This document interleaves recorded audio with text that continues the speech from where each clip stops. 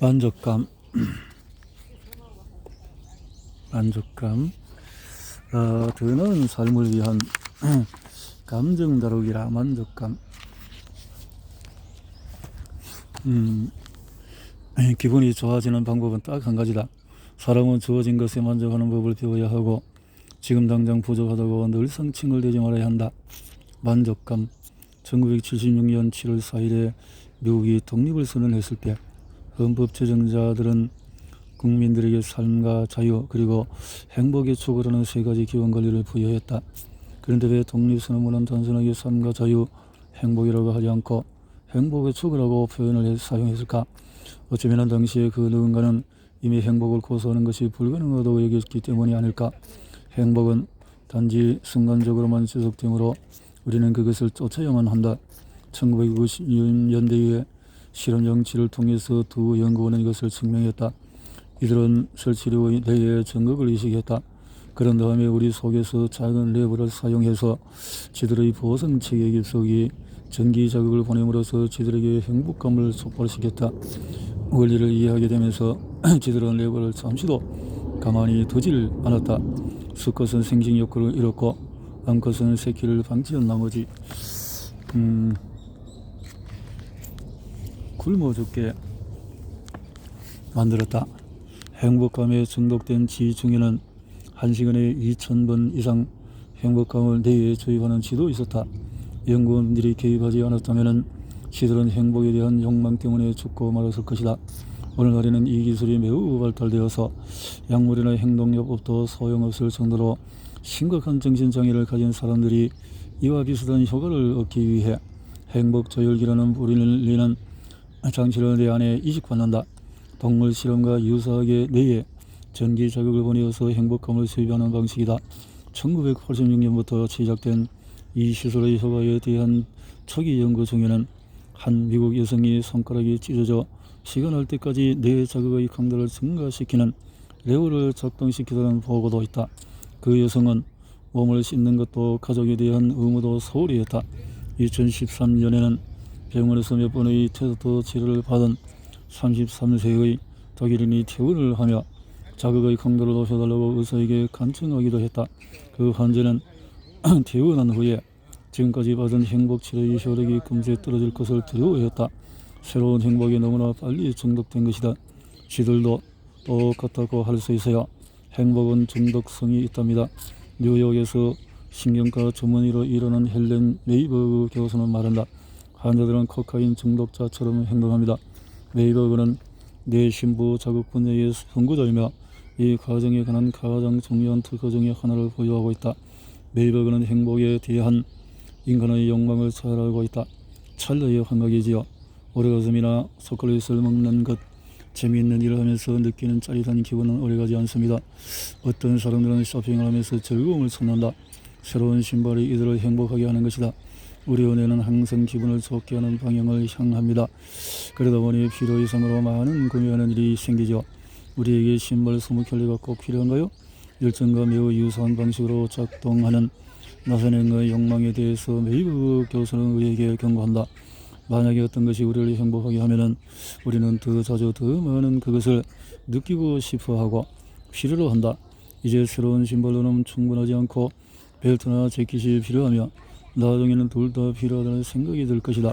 메이버그는 심각한 우울증 환자를 치료하는 과정에서 더 이상 뇌의 보상체계가 아니라 부정적인 경험 처리와 관련된 뇌의 영역의 정극을 이식하는 방식으로 행복에 대한 인간의 끝없는 탐욕에서 벗어나고자 했다. 전기 자극이 그것에 도달한다고 해서 우울증 환자가 희열감을 느끼는 것은 아니다. 다만 깊은 슬픔의 구렁텅이와 무기력에 빠져있는 심각한 환자들의 뇌에 전기 자극은 고요함과 새로운 리듬을 가져다준다. 부정적인 감정의 스위치를 끄는 것이죠. 그렇게 해서 환자들은 새로운 긍정적 경험을 하게 됩니다. 메이버그 교수는 전기 자극의 메커니즘을 이렇게 설명한다. 행복감을 느끼는 것은 너무나 근사하다. 그것은 뇌의 신경 전달 물질의 혼합으로 구성이 된다. 그 중에서도 가장 중요한 요소는 도파민이다. 사랑에 빠졌을 때 도파민 분비로 인해서 우리는 구름 위를 떠다니는 기분에 빠진다. 크게 크건 작건 순수한 행복이라고 할 수 있다. 새로 나온 운동화의 승진, 유선 성석이나 아이의 탄생 등 이 모든 것이 우리 두뇌 안에서 행복감을 촉진시킨다. 그 누구도 행복이 상실된 삶을 살고 싶어 하지 않겠지만 행복을 끊임없이 추구하는 것 또한 위험하다. 새로 나온 휴대전화를 사고 진정한 열정의 대상을 확인하고 승진을 하며 살을 3kg 더 빼면 정말 행복할 것 같다. 하지만 행복이란 붙잡을 수 없는 것이다. 우리 모두는 새로운 휴대전화와 승진에서 얻은 지위, 새로운 사랑에조차 너무 쉽게 익숙해지기 때문이다. 그리하여 또다시 행복감을 느끼기 위해 다음번의 성공과 쾌감을 갈망한다. 이 영원한 행복 사냥은 심리적으로는 쾌락의 쳇바퀴를 끊임없이 달리는 것과도 같다. 쾌락을 느낀 후 얼마 지나지 않아 다시 감정은 원래대로 돌아오고 새로운 사냥이 시작이 된다. 의리나 행운과 같은 것을 의미하는 고대 노르드어 헬이라는 단어에서 온 행복이라는 단어에는 붙잡을 수 없는 것이라는 암시가 포함되어 있다. 알 수 없다는 것은 행운이 주는 스릴이다. 슬롯머신을 세 번째로 당길 때마다 잭팟이 터질 것이 확실하다면 우리는 정확하게 무엇이 기다리고 있는지 알고 있으므로 더 이상 기회를 느끼지 못할 것이다. 행복이 기회와 맞닿아 있다는 것은 인류의 친척에게서도 확인할 수 있다. 2003년에 원숭이를 대상으로 한 실험에서 원숭이들은 램프가 켜졌을 때 버튼을 누르면 문이 열리면서 그 안에 보상으로 음식이 넣여 있다는 것을 학습했다. 실험을 하는 동안에 원숭이들의 두뇌에서 분비되는 도파민의 양을 측정했는데 그 결과 도파민의 양이 최고조에 이르는 시기는 음식을 받을 때가 아니라 램프에 불이 켜질 때라는 사실이 밝혀졌다. 원숭이를 행복하게 만드는 것은 보상에 대한 기대였다. 하지만 손에 음식을 쥐는 순간의 행복감은 이미 가라앉고 있었다. 이제 게임 속에 임의 메커니즘을 개입시켜 보자. 문이 열리더라도 보상이 90%의 확률로 주어지는 것을 규칙으로 바꾸는 것이다. 램프에 불이 들어오고 원숭이가 버튼을 누르면 항상 보상이 기다리고 있는 것이 아니라 50%만 보상이 주어진다. 그러면 원숭이가 게임에 흥미를 잃을 거라 생각하기 싫지만 사실은 반대였다. 원숭이의 두뇌 속에서 방출되는 도파민의 양이 급증한 것이다. 도파민 25, 75, 50, 100 기회가 행복을 불러올 수 있다. 원숭이가 보상을 무작위로 받을수록 더 많은 도파민이 분비된다. 무작위로 게임 속에서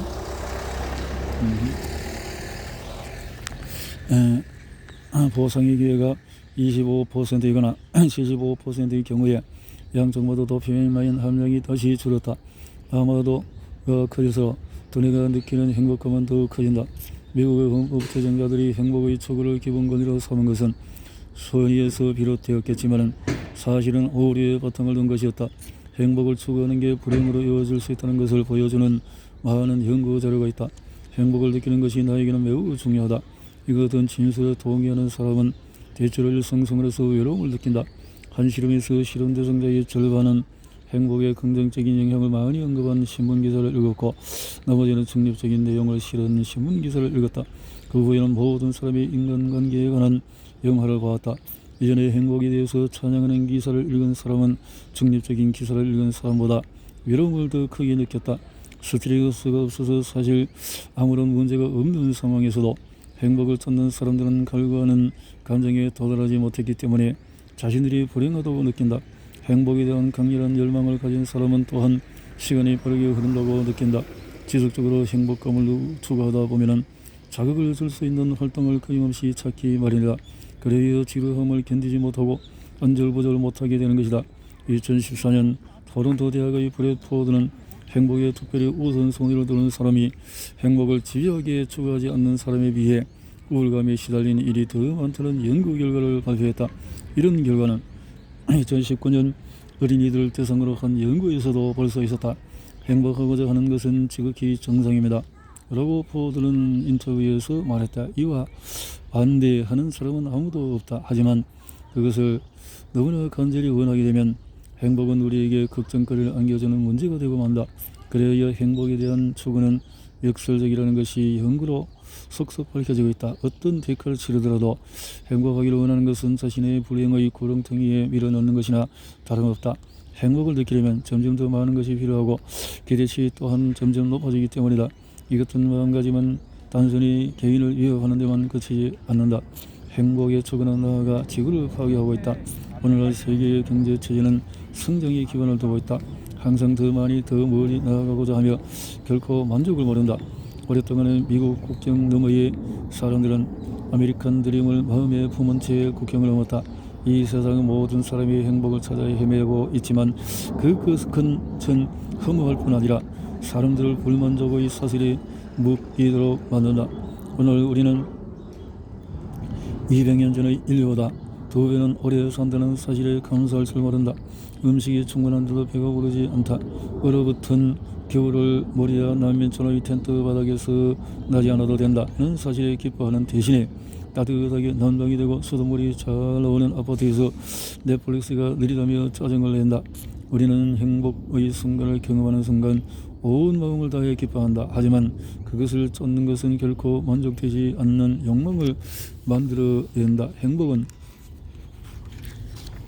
더덥고 통제하기 어려우며 잡으려고 할수록 달아나버린다. 행복을 영원히 붙잡으려는 시도는 실패할 수밖에 없다. 그리하여 나는 짧은 행복감을 넘어서는 더 깊고 지속적이며 고요한 만족이라는 감정을 여러분에게 권유하고 싶다. 언뜻 보기에 과학적으로 만족이라는 용어를 행복과 구별하는 것은 쉽지가 않다.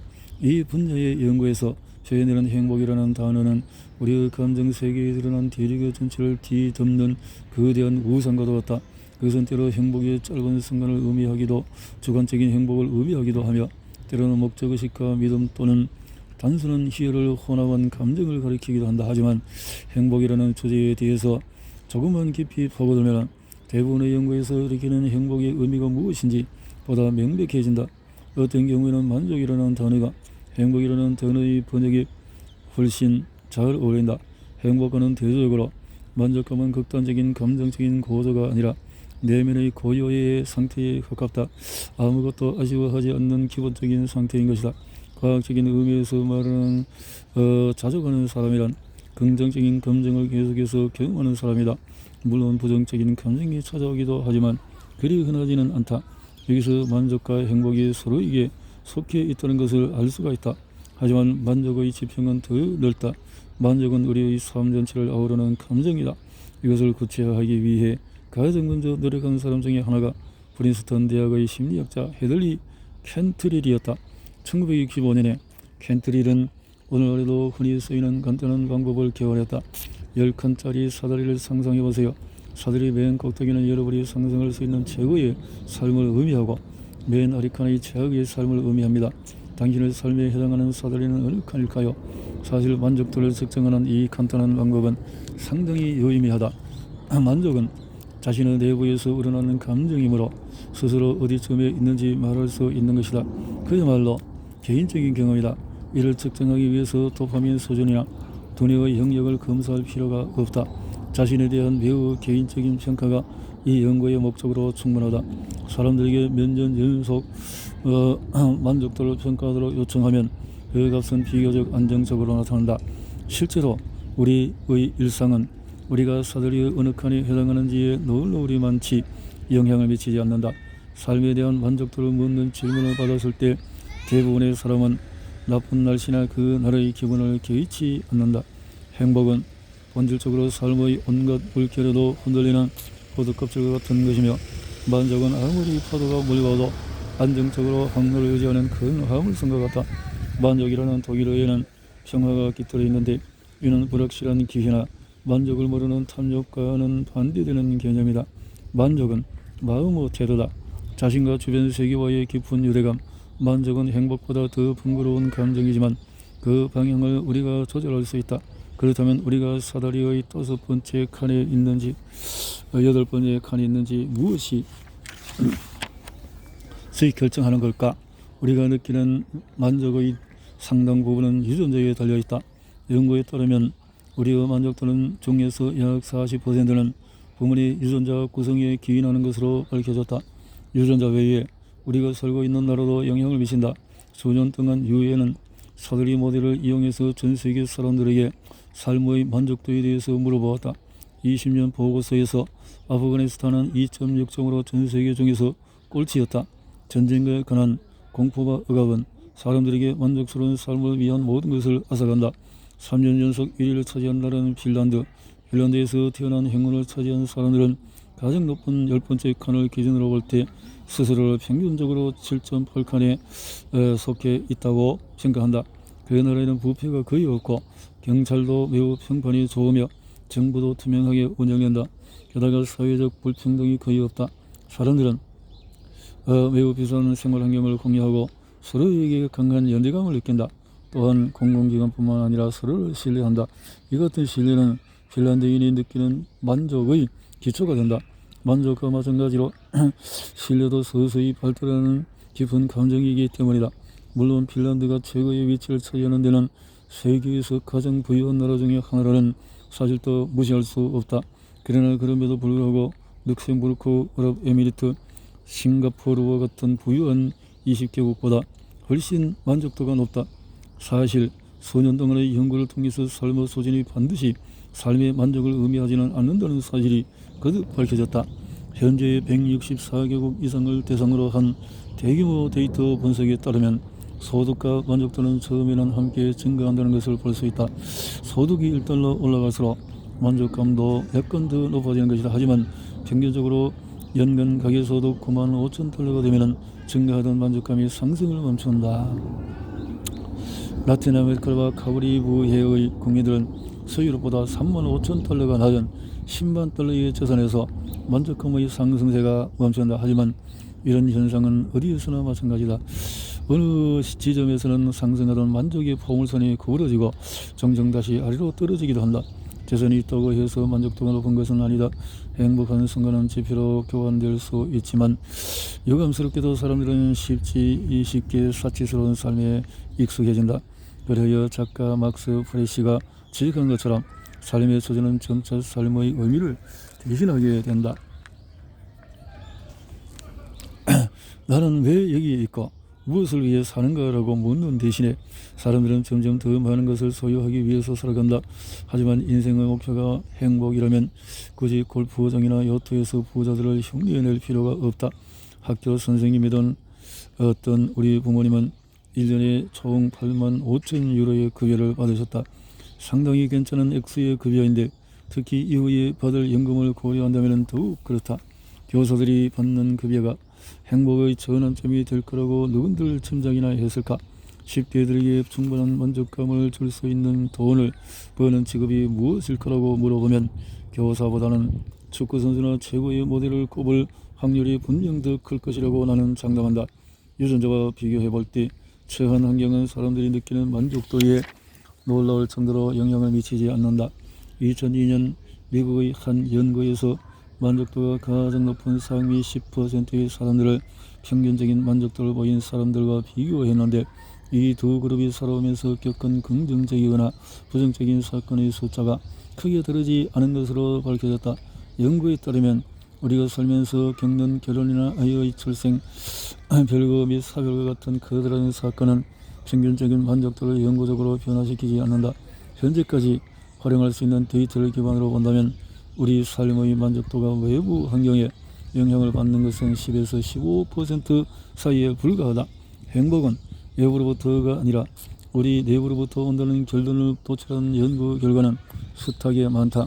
삶의 만족도는 약 절반만이 유전자와 생활 조건의 영향을 받을 뿐 나머지 절반은 우리 자신의 행동과 태도, 즉 우리 자신의 손에 달려 있다는 것이다. 이것이 만족에 관해서 40년 이상 수행해온 과학적인 연구로부터 얻은 가장 중요한 통찰이다. 우리는 스스로 사다리의 위치를 정할 수 있다.